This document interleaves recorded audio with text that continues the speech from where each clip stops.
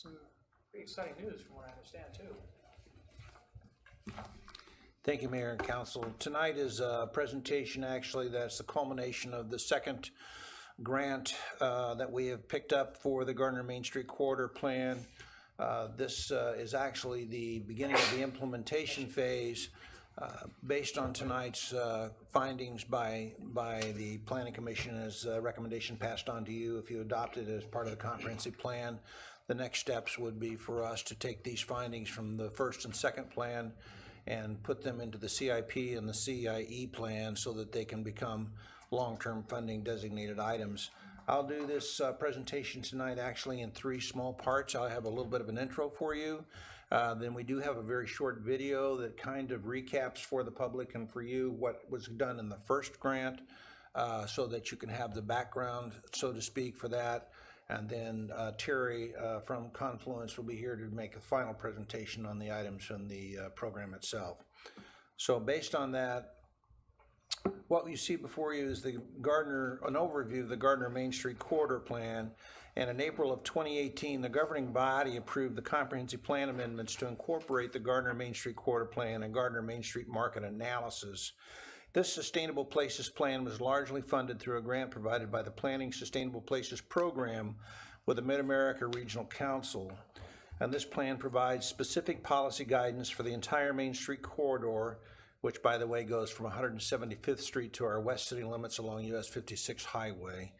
And the second phase concentrated in the downtown area.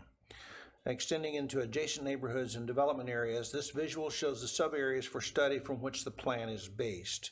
The timeline for implementation will range from intermediate 1 to 5 years, medium 5 to 10, and long-term 10+ years for ongoing activities. And these general timelines are designed to coincide with the ranges for capital projects included in the future 5-year capital improvements plan and the 20-year capital improvements elements, which are reviewed annually. So at this time, we would like to bring up a short video for you if you'll watch the monitors, and we'll present that to the public.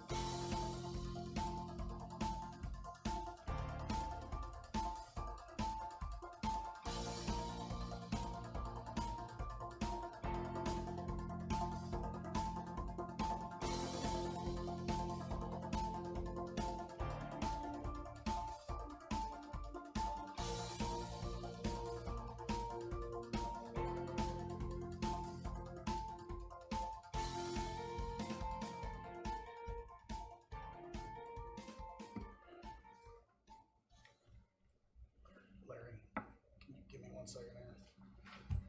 Hey guys, YouTube's back up, so I'm gonna turn this off. Go, see you later. Watch YouTube. All right, bye. There we go. I had like 40 people watching there, so I didn't want to turn it off while they were watching. Thank you, sir. Go for it. So the Gardner Main Street Corridor Plan, which you can see focuses on the big picture and crafting a vision that integrates transportation, land use, and the environment while engaging the community in a collaborative dialogue. Since some of you were not involved in that process, I thought we could review the video created to introduce that plan to provide context for the Gardner Destination Plan. The Gardner Destination Downtown Plan is the second level of planning in the Planning Sustainable Places program and was also largely funded through that program, and it focused on project development and implementation activities for an 8-block area of the downtown, but including Cornerstone Park as shown on the slide.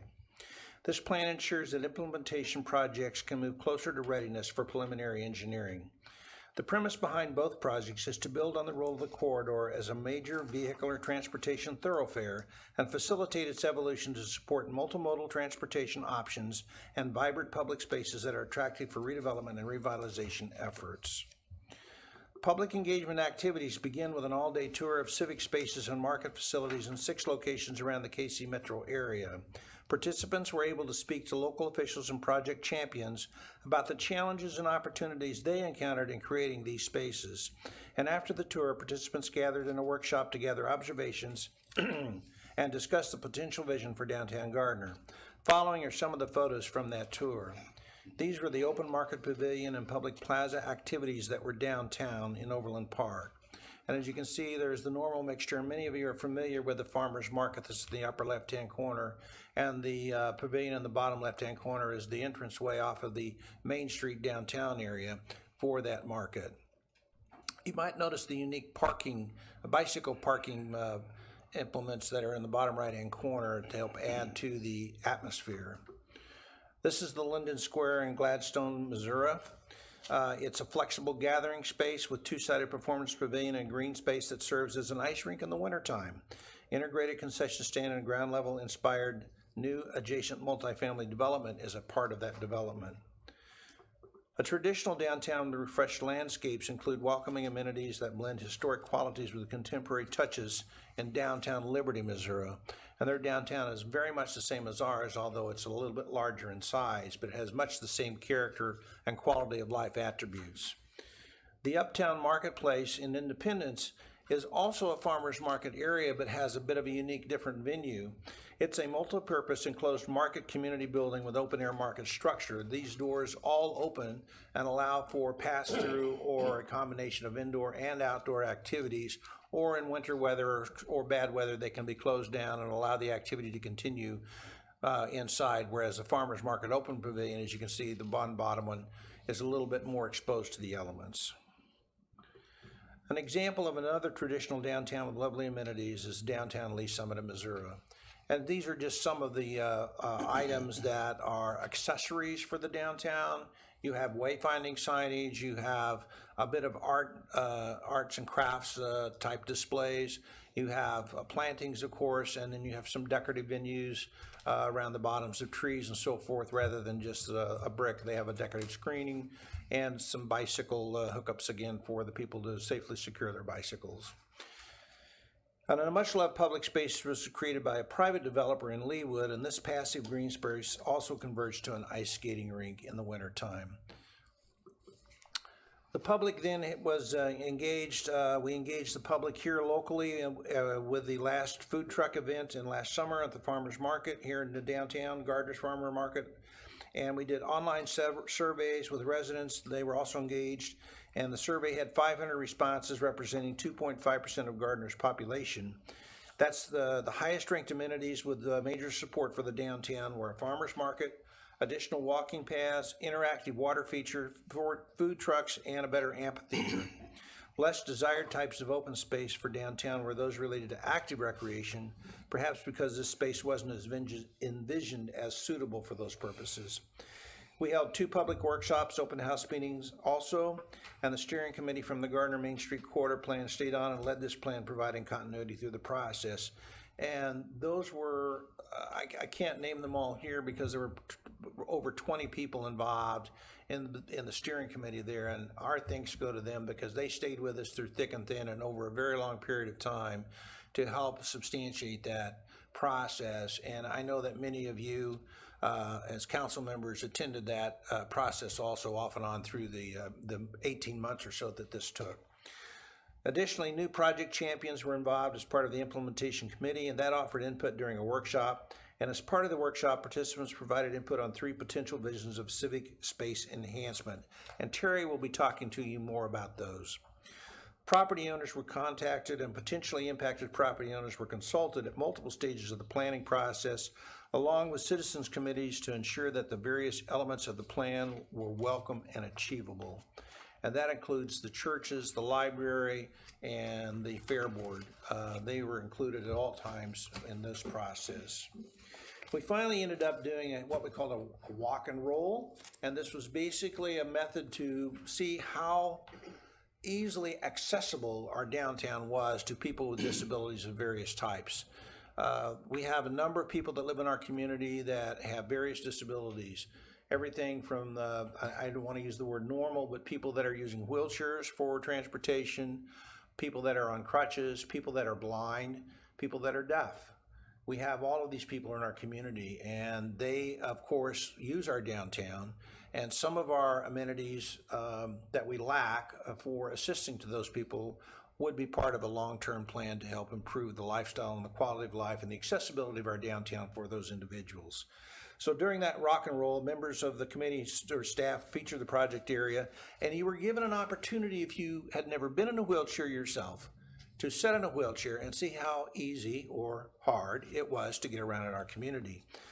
The consulting team of both these projects was led by Kansas City-based planning and landscape architectural firm Confluence, assisted by Collins, Notris and Associates, and they specialize in planning, economic development, and governmental affairs, and Wilson & Company specializing in transportation and engineering. These were planning transportation grant funds from Mark, and so a great part of everything that we did centered around the transportation aspects. So busing, a place for people to get into and off to, public transportation, bike paths, walking paths, alternate forms of transportation besides just using your car yourself and getting in and out of town, and finding that closest parking spot to the business that you wanted to particularly get into. So the project consultants will now present the Gardner Downtown Destination Plan to you. Thank you, sir. Good evening, everybody. Terry Burke-Bigler, a principal with Confluence. Good to be back in front of you all. We've only been waiting to do this since March, I think. So glad to be here. Larry asked, do you want to do this in person? Do you want to do this remote? I said, no, let's do this in person. I think it'll be a better dialogue that way. You know, we're excited to be able to put a bow on this project and then position you all to begin to move forward with implementation. Obviously, things are different than they were when you started this process 4 or 5 years ago. Things are different than they were 3 months ago. We don't know what that outcome is going to be yet, and just watching that video, I believe that was completed in 2017 is about when we did that. And quite frankly, some of the numbers in that probably aren't valid today, coming out of, you know, what we're going to be, you know, later this year. You know, the retail sector is certainly going to be changing. Don't know what that looks like yet. But I think the benefit, as I was kind of reflecting on this, of this project, this downtown destination, and focus on this, is I believe these are the places that are still going to be desired and strong, and you know, places where people want to be. You know, they're going to be still, I think, looking for that rich experience as well as opportunities to, you know, to shop, to dine out, and then just to engage with their neighbors and their friends. And that's really what this project was about. As Larry said, these funds were, you know, dedicated toward projects that were transportation oriented in some fashion.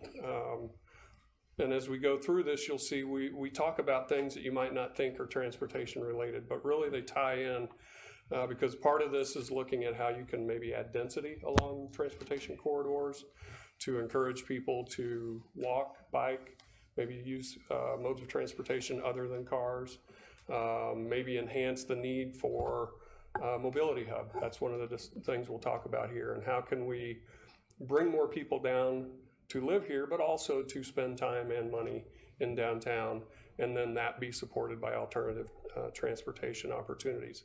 So even though not everything is necessarily transportation centric, it all certainly has a place and a tie to supporting alternative transportation. The project really focuses on two areas: streetscape design and then creation of public green spaces. Coming out of the original Main Street corridor plan, one of the key things we heard and one of the key goals coming out of that was to create a heart. The community just felt like there wasn't a heart in Gardner's downtown. Not that they didn't have pride in it, but there really wasn't this place to gather in downtown that they've seen in other communities and that folks felt could be here. The fairgrounds are there, but it's a couple weeks out of the year. You close the streets off for special events, and those are temporary, but is there a place where we could do that on a more permanent basis? So creating that heart. So that'll be talked about when I get to the part of this that talks about green spaces. I'm going to start with talking about the streetscape. As Larry mentioned, it's an 8-block area, basically spanning from Center Street on the west to Sycamore on the east, Washington to the north, as well as we started really digging into this, we pulled Cornerstone Park into this, and then Warren Street on the south. And the streetscape, when we initially look at this, it's broken down into 3 categories. You've got primary street treatments, secondary, and tertiary. Primary street treatments are essentially those areas that are more priority, more focused investment. Basically, you'll do more. You would invest more in those corridors potentially. Maybe they've got a higher traffic. That's, in this case, Main Street obviously is where the core of your businesses are.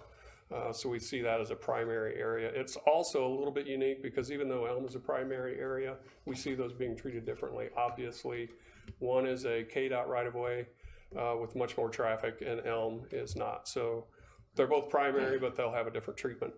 And then as you move away from that core, that's when you start to look at that secondary, tertiary treatments, and we start to step down in the types of improvements we would be making. So example of a primary street, Main Street. The typical proposed section here, you can see we're essentially working within existing right-of-way. Larry mentioned the walk and roll. A priority goal for this project was to improve pedestrian space and pedestrian accommodations for all, universally accessible. In older historic places, that can be a challenge. Not only does it take creativity, it takes investment. This concept looks at essentially replacing sidewalks entirely so that we can try to address some of those non-accessible entries to the shops along Main Street.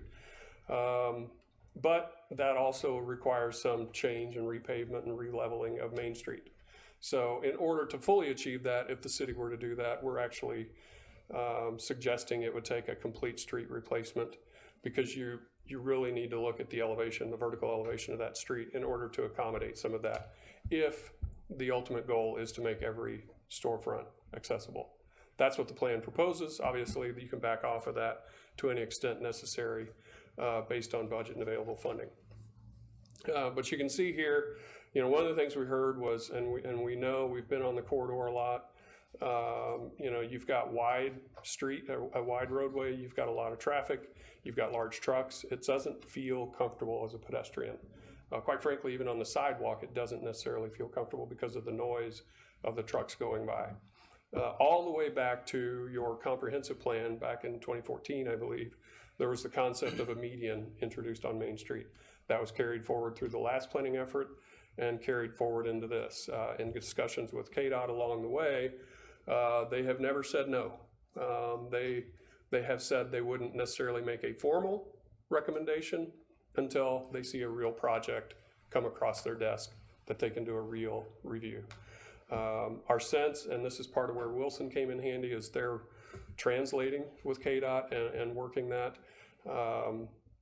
It's an acceptable solution. One of the concerns they have would be anything vertical in that median. So in this latest plan, you'll see we're not showing trees going down the center like in earlier versions. And that was coming out of actually some relatively new guidelines from KDOT about elimination of any kind of vertical elements in medians. So we think the median is still a viable option, and we're able to accommodate that without narrowing sidewalks on the edge. We're able to accommodate that with the parking spaces. Right now, your parking spaces are about 12 feet wide on either side of the street, which is extremely wide, and we get that. We can take up some of that space, still have 10 feet wide parking spaces, which is great for parallel parking. Introduce the median, and then also expand sidewalks in certain areas. We can narrow those lanes down to 11 feet and still accommodate the throughput that KDOT's going to be looking for. And the idea behind that, some folks were concerned, well, is that too narrow? Is it going to be safe? Studies have shown that when you visually narrow a corridor, you inherently slow the traffic. And you don't necessarily have to put, people say, well, can't we just post it as a 25-mile-an-hour speed limit or whatever? It's a Band-Aid. People drive what the road feels like. And unfortunately, things like stop signals even don't necessarily help because they're rushing to get to the next one or get through the next one. So those can even be a detriment. So the goal is to narrow the road to the greatest extent we can so that people naturally see something is different here and I need to slow down. So that's intentional, but still perfectly safe for emergency vehicles, the large trucks that need to go through, things like that. Elm Street, another primary street. I'll try to move along here so we don't take all night. Introducing more landscape, streetscape, street lighting along that corridor. We're able to grab a little bit of space back from some of the parallel parking that's there now is relatively wide. We can take a little bit of that and put it back into sidewalk. You'll notice here on the left side, we've got wider sidewalks, and this is looking north, by the way, from Maine looking north. So we've got wider sidewalks on the west side or left side. We're not able to necessarily introduce space for trees on the right side or on the east side, which is fine. We don't necessarily have to have them everywhere, but we're trying to introduce those where we can. Introducing bulb outs at intersections where we can add landscaping and things like that. And then you can see there in the foreground, Elm would also then become a shared bike facility as well. Shawnee Street, so a secondary street. So this is north of City Hall, so just behind City Hall here, looking toward the east. And so you can see, and we'll get into this a little bit, the Gardner, this yellow roof structure, a market structure that is proposed behind City Hall. In this case, the idea would be that road table would be introduced where the pedestrians cross from the market over to the new green space to the north. So that, again, prioritizing pedestrian movements over cars. And then you can see the parking, the street trees, and pedestrian lighting that's proposed along Shawnee. So in this case, Shawnee is secondary. About the only thing that would really change is primary streets, we're introducing more of a brick accent. Secondary streets, we're probably not doing that. But we think in Shawnee, in this area, it makes sense to have street trees and pedestrian lighting. Tertiary Street, Sycamore, you got a blend of commercial and residential over there. Essentially what we would be proposing is making sure that we've got adequate 5-foot sidewalk widths on both sides. Where we can, introducing a turf strip between back of curb and sidewalk to allow for some street trees. Don't really think it's necessary to take the period street lighting fixtures out that far. But at least introduce some street trees and a little bit of buffer there from the street to the sidewalks for pedestrians. So once we start getting into the design of the streetscape, and again, this doesn't give you the final design of a streetscape. It's intended to show you the proposed kit of parts, as we call it, and the elements that would be introduced. But we haven't said where every bench goes or where every bike rack goes or every litter receptacle throughout downtown. Much like engineering, that would come later. But you can see here, the idea is if we're going to put trees in, let's give them a large enough planter to thrive, as well as some base plantings and room for that. You'll still have this, standard, street lighting that you have, but there's opportunities to, introduce banners on those. Pedestrian lighting, maybe something similar to what's out there, but maybe something newer. Making sure we're being as efficient as we can be. You'll see in a rendering that we've got here in a minute this idea of a gateway marker at Elm and Main to identify that as the important intersection in downtown. I mean, I think everybody realizes that today because of the activity that happens around there, but visually, if you're driving through, you may not necessarily get that yet. Wayfinding signage, that could be incorporated just to tell folks where the different amenities are when they're out strolling around downtown, and then obviously litter receptacles, seating, and bike racks. So we had a couple of concepts early on that we asked the couple to weigh in on about what they felt was an appropriate design approach or motif for the area, and they chose this square design aesthetic approach. And what it shows is some brick accents at the corners. So this would be, as it says there, Main and Elm, looking to the northwest. So you're sort of hovering above Ground House, looking northwest towards City Hall.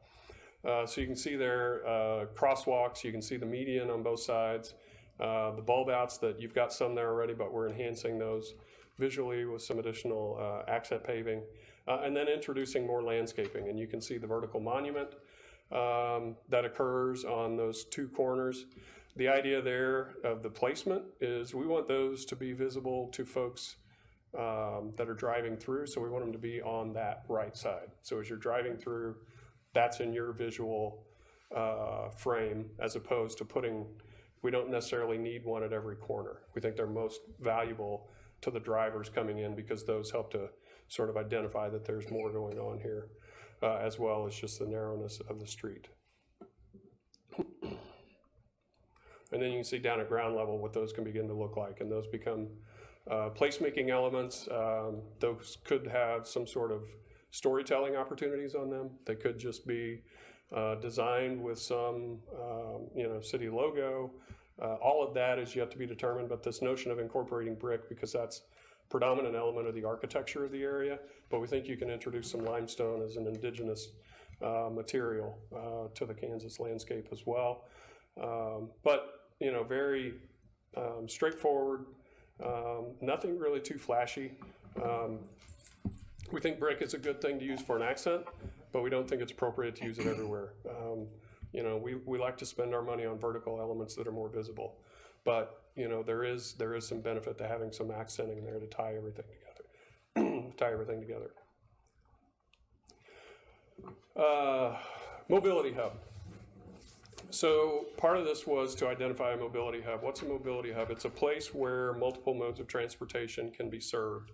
So think of bus, think of, this is potentially a place for, if scooters come to downtown Gardner, there could be parking hubs here. This could be a place for hailed driving services, Uber, things like that. Drop me off at the bus stop, I'll grab my bus, I'll go into town, and then I'll pick up the car, the Uber, and head back home from there. It's not intended to be a large park and ride, but there are spaces here where folks could park.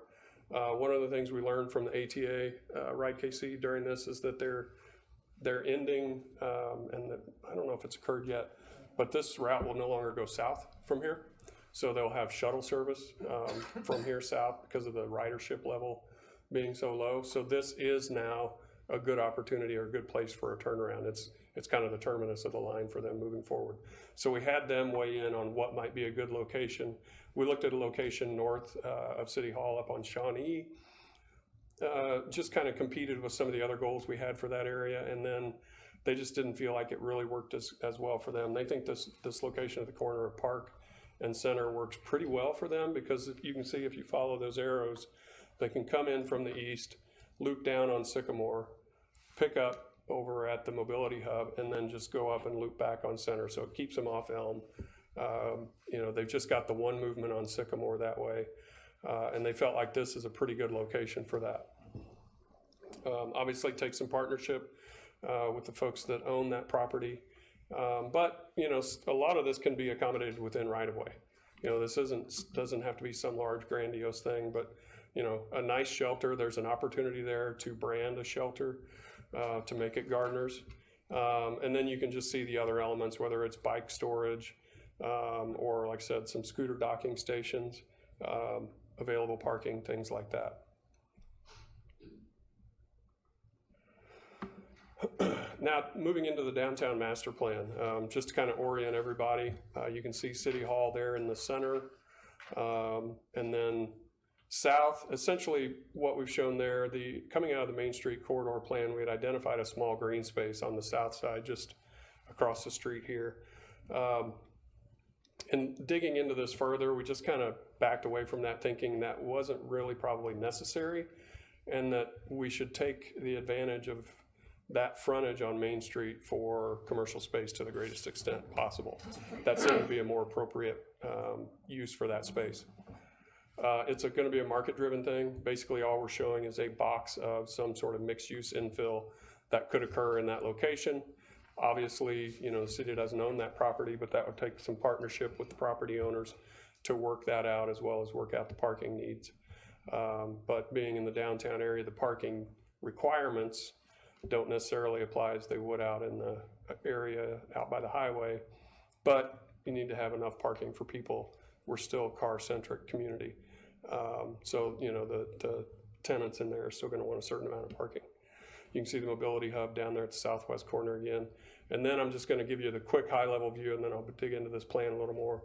Along center, west of City Hall, we're showing this residential / mixed-use infill opportunity. Public market I mentioned, just behind City Hall to the north. And then you get up into the new green space that's between the church and Blazers. And I'll talk a little bit about how we landed where we are there. And then moving up into Cornerstone, there was a discussion about potentially rethinking the design of Cornerstone Park and then this multi-purpose community building idea. And oh, this is out of order. So the green space design strategy. So along Main Street, this is looking northeast. If you're hovering above kind of the intersection of Center and Main, looking northeast over City Hall toward the school. So item A, you can see off to the right there, that's just a view of this farmer's market. So similar to what they have in Overland Park, or what they built just a couple years ago in Independence, where during the day it's parking for City Hall, for the library, during a weekday. But when the farmer's market is open, then farmers back in there, shoppers walk down the center, just like they do in Overland Park. This seemed like it was the preferred place by the community, by the steering committee, and it seemed to make a lot of sense because of a couple of factors. One issue that was discussed throughout is this certainly will require a relocation and partnership of the group home that's behind City Hall. Nobody's overlooking that. Staff reached out to those folks a couple of times, but that's something that'll have to be part of this. The idea is that this is a vision. If there's enough energy behind it, then those things can begin to happen. So we realized that would have to occur. But this allows us to maintain the same amount of parking that we have back there today. We're not losing parking. We're just shifting it a little bit farther to the west to make room for the market. And then I'll get closer up on this. And then we're providing some nice plaza space near the library.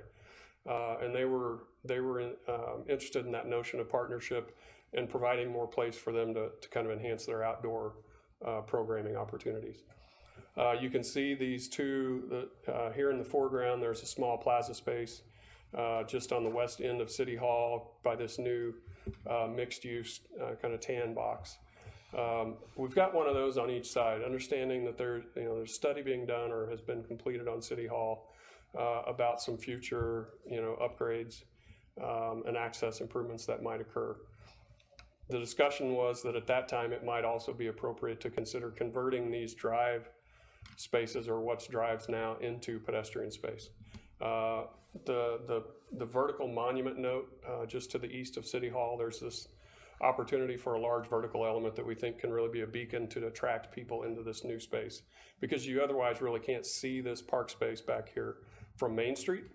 So this vertical element, whatever it might be, could be architectural, could be a really cool sculpture, just something that catches the eye that makes folks slow down and just take a peek in and catch a glimpse of what's back there. Something to pique their interest to get them to want to come around the block. Similar here on the west side of City Hall is some, pedestrian opportunity, whether that's seating area for city staff or, maybe less paving, more landscape, just something like that. And then in the foreground, there was discussion about a higher and better use for that hard corner at Center and Main than the old bank building that's there now. So looking at some sort of 2-story mixed-use office infill opportunity at some point in the future. And then moving back to the north from that is essentially a residential, multi-tenant apartment building type product there.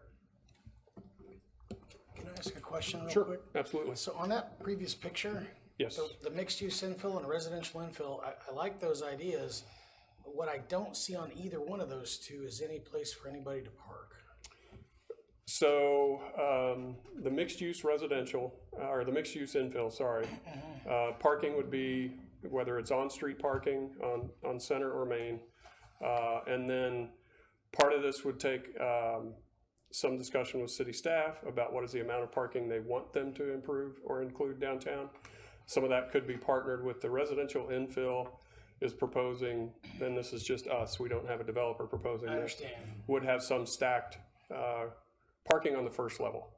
Okay. So the concept there is that it may be a podium type construction where you've got parking on the first level, units built above that. Perhaps there's some capacity built into that parking structure for helping to offset the mixed use. So that's one of the themes about this is a lot of this is market driven. So it is certainly big I picture. understand.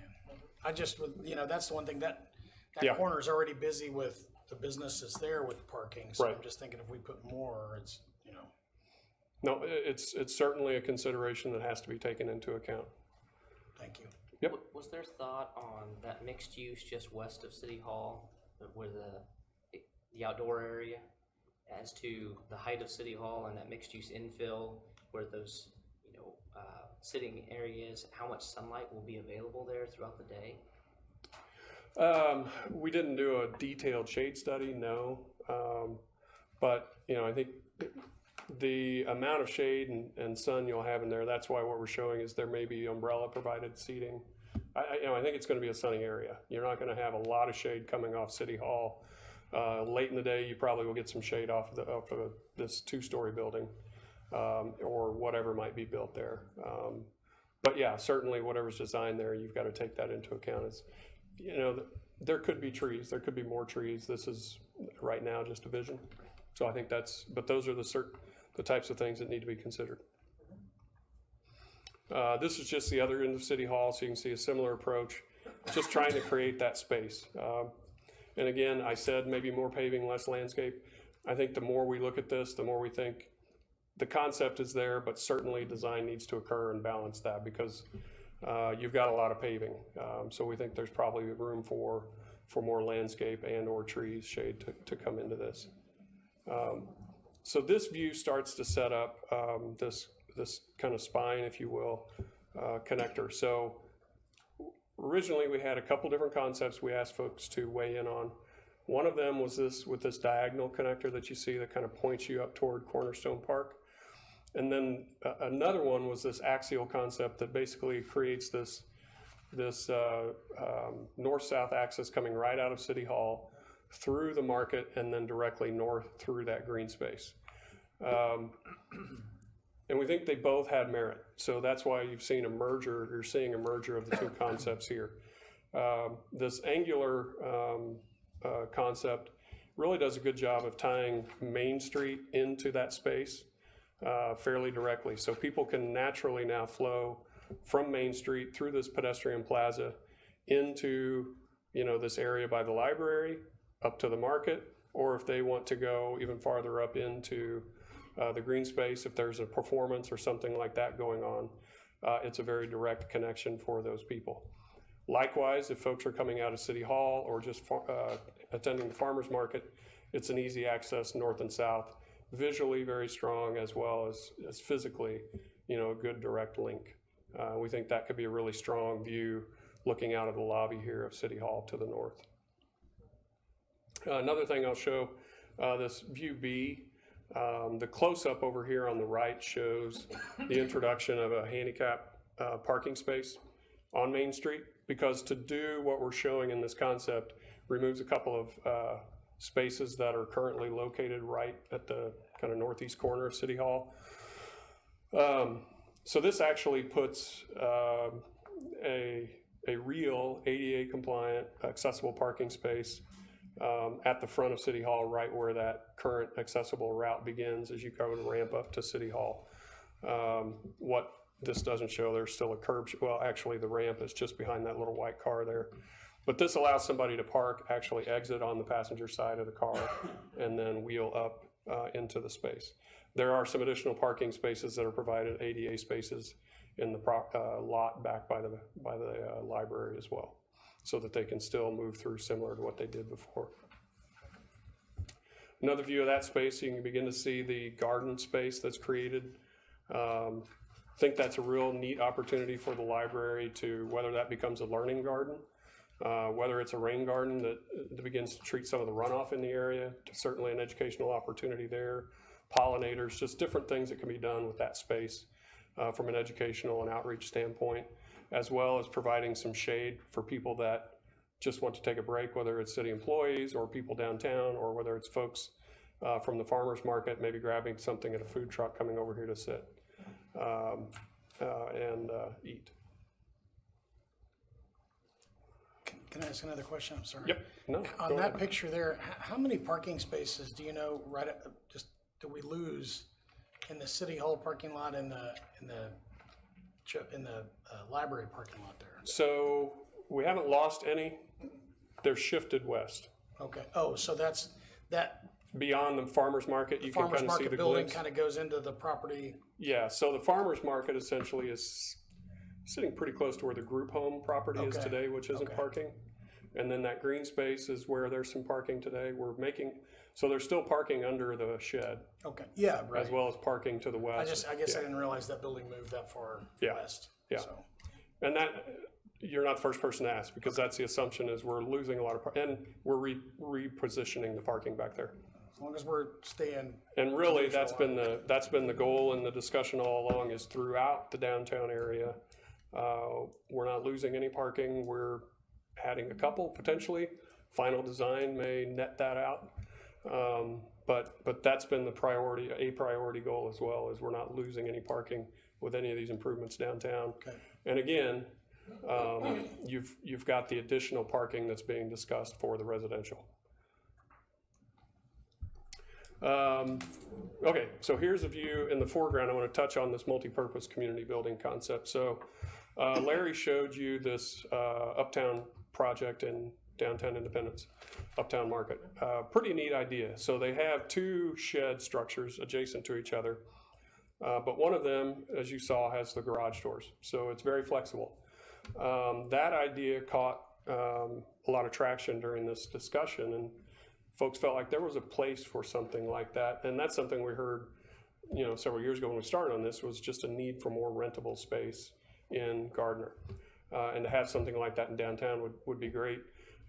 What's going on over at Warren Place is a good start, but somewhat limited in the types of events they might hold.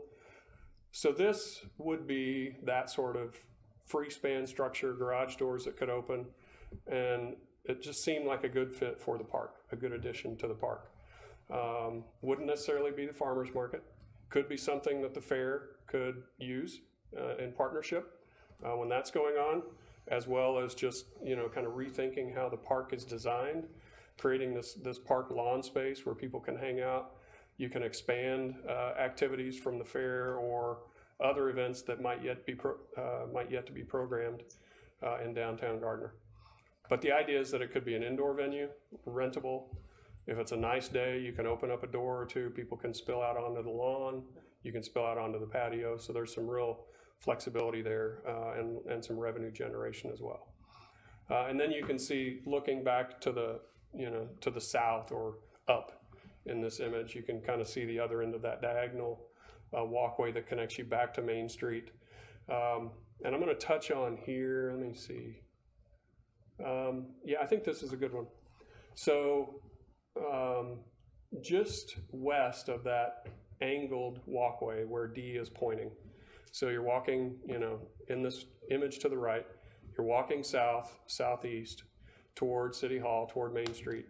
Well, you see the large kind of untouched green lawn space just to the west of that. So it'd be south of Washington Street. So that's the church property. So they've been involved in it at the table from the beginning. And, you know, we got to the point, you know, they were sort of on board with these discussions about doing something on that property. And you know, we know they own it, and we know that it can be time consuming to you know, try to change hands on that property. And they've got a lot invested, you know, sweat as well as dollars in acquiring that property. Ultimately, where we landed was they kind of gave us a directive. If you can keep to the west of the power poles that are out in that lawn, which is essentially where that north-south sidewalk landed, is just to the west of those, they would be more comfortable with us showing something over there. So that's why this kind of landed. It worked out well because most of the development was over there anyway. We were intentionally trying to allow their green space to be totally flexible for their vacation Bible school and all of that they use it for. So that's kind of why you see that sort of straight hard edge where nothing happens east of there, which is fine. We think that's a good compromise. It'll all take a lot of continued discussion to realize this, but I wanted to make sure that kind of everybody's aware of how that conversation went and where it landed. So you see the Amphitheater Lawn space, and I'll zoom in on that in a little bit, in that space. And then looking at a, you know, kind of an upgraded playground, water feature, some sort of splashy place that kids can play in the park. But really kind of taking the amphitheater component and putting it in that center space and turning Cornerstone into this kind of multi-purpose building, and then just, you know, accenting the aquatic facility there. So this is a view looking back at that Amphitheater Lawn. I don't remember off the top of my head what the capacity is, but it's several hundred people that you could fit in that lawn for an event. You know, the band shell, depending upon how you wanted to move forward, could be bigger, smaller. You know, this may or may not be where the Festival on the Trails concert happens. That's yet to be determined. But there's certainly the capacity for a large crowd to do something in this space. Ultimately, the final program will drive the final design. We're showing things like garden, more lush landscaping around the edges. Somebody could come in and say, this is great, but I need to be able to fit in twice as many people. Okay, well, we look at what you do to create more lawn space and less landscape. It's still very flexible. And then that view on the right, you can just kind of see a close-up. You know, we're trying to provide spaces that are flexible and not over-programmed, over-designed. So that little triangular space could be a place where tents are set up during events, festivals. That could be a place where you just have some picnic tables and chairs. So it's just flexible, easy space to use. Those structures in the background there could be rentable spaces. Family reunions, groups could have corporate events in those, and then just spill out into that triangular space, or into the lawn space if they wanted to kind of partner on the whole property. The residential development there on the edge, you can see, you know, the concept being if you had parking underneath, you build some stick structure above that. Some of those first floor units might actually have patio, which is the roof deck of the garage. Ultimately, that's going to be a developer decision. We just put it in there because we think it fits and it helps address the parking issue. More than likely, a developer is going to want to see more units. You know, this is guesstimated around the mid-40s. They're probably going to want to push it to 60, which essentially is another level. Maybe that's okay. We just wanted to be somewhere in the middle for this vision, just to kind of give you that bit of leverage if you felt like it was getting too dense or too big. You know, but you have that freedom and checked. I believe Kelly and her team, I'd have to confirm, but it's my understanding that another level could occur and it would still fit within the regs. And then I'm wrapping up here. So another view of the playground, you can kind of see that water feature and redesigned playground, some additional pavilions for rental. And then you can see that multi-purpose building if the doors are up and how that can engage that lawn space. Okay, so last couple slides. Implementation. So we've broken it down into projects. Not that any one project has to go first, second, or third, and not that you couldn't do sub-parts of these, but just so that we could kind of communicate this to everyone involved in the way that made sense. We've identified 3 potential project areas for the green space, or the downtown green space. So project 1 could be a redesign of Cornerstone Park and all the parts that go in that. As it shows there, you could do the multi-purpose building, phase 1, phase 2 could be other improvements, or you could flip that. These are all interchangeable. We're not putting a timeline to which ones or a prioritization of which ones need to go first. Civic Green is that center space.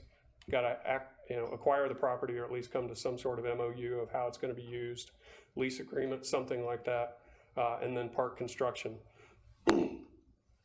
We think it's quite possible that a developer could come in and say, I would love to do this residential / mixed use something, but when can you do this green space? So that could be a trigger point that says city needs to get serious about, do they want to do that? How does that look? Again, a lot of this is going to be market driven, so we're not trying to get too caught in what has to happen first. City Hall Plaza, so Cornerstone Park, you own it. So from an ownership standpoint, that's your easiest one. City Hall Plaza, you don't own it, but you've got at least one willing partner in the library, the county. The group home, there's a solution for that could be solved. It takes a little creativity, but there is a solution that I think could meet both their needs as well as the communities, and gives them a good facility.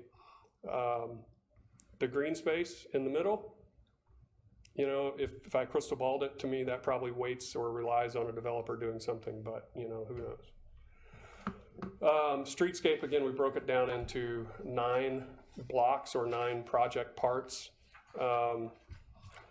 Main Street and Elm Street seem to be the first ones, if you're going to invest, that make the most sense. Main Street likely to be the most expensive, but also probably the biggest impact and the biggest statement to your community. Properties like this, when we had economic planning solutions involved in the prior phase, one of the things they said is people that bring a business here, they're not just looking at rooftops, they're looking for experiential space. They're looking for a place that they fit and that has a higher purpose. That's what this space can be. But they also look for what's the city doing to invest in that property, and is my investment going to be protected? So I think Main Street makes a lot of sense. Elm, so much room for improvement, and a big statement could be made there, and that could become a great pedestrian business corridor. The others, I think it kind of depends on other projects that might come forward. If you did something along Washington, if you rethought Cornerstone Park, obviously, if a developer comes in and does something along Center, Shawnee, those start to fall into place based on what's happening around there. Sycamore is a relatively, low-hanging fruit. Could be something done there fairly easily. Just kind of depends on when you feel like it's appropriate to spend some money. The last slide, it just touches on a few funding sources that we identified in the plan. Not that these are all of them. But at least it starts to give staff a toolbox to work with. The one thing I'll say, kind of, and again, sort of where I started, coming out of, the pandemic, we don't know what yet, but we know infrastructure is a big topic of discussion in DC.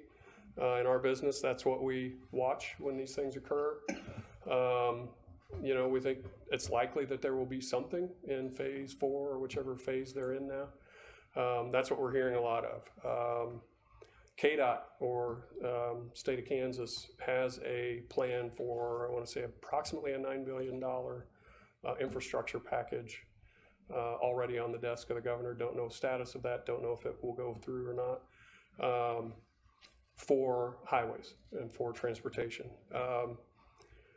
So I think the theme in our mind is Shovel-ready is probably gonna be a buzzword again when that stimulus package hits, as it was with the ARA funding that came through back in 08, 9, or 10.